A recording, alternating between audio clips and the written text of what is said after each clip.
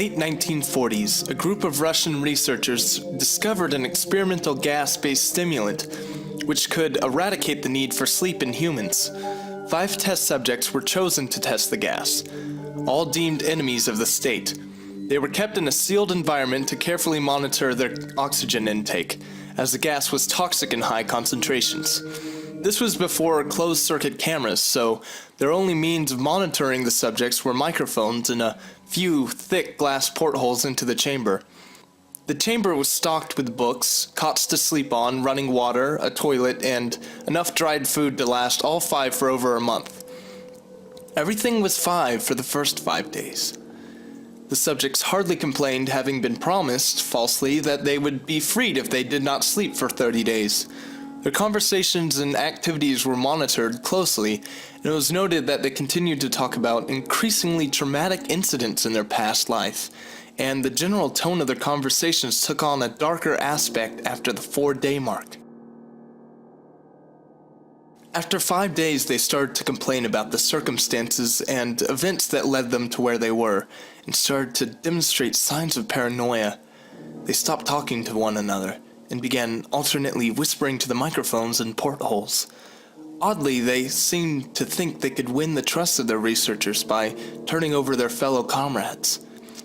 At first, the researchers suspected that this was an effect of the gas itself. After 9 days, the first of them started screaming.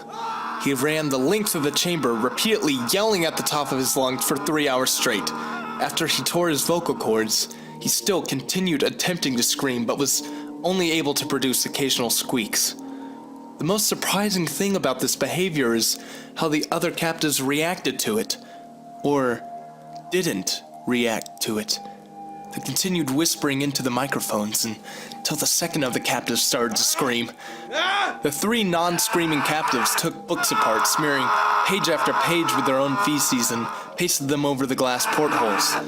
The screaming promptly stopped, and so did the whispering in the microphones.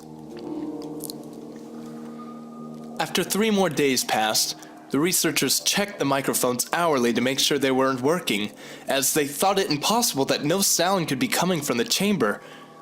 The oxygen consumption in the chamber indicated that all 5 must still be alive. In fact, it was the amount of oxygen 5 people would consume at a very heavy level of strenuous exercise. On the morning of the 14th day, the researchers did something they said they would not do. They used the intercom inside the chamber, hoping to provoke a response from the captives. They announced, "We are opening the chamber to test the microphones. Step away from the door and lie flat on the floor, or you will be shot. Compliance will earn one of you your immediate freedom." To their surprise, they heard one single phrase in a calm voice respond, "We no longer wish to be freed." Debate broke out among the researchers and the government officials funding the experiment.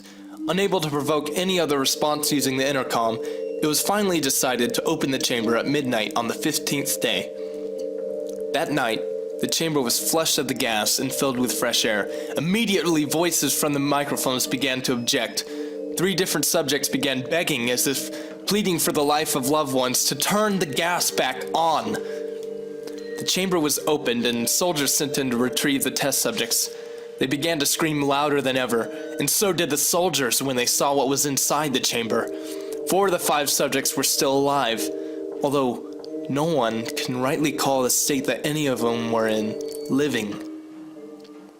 The food rations for the past 5 days had not been so much as touched. There were chunks of rotting flesh from the dead subject's thighs and chest stuffed into the drain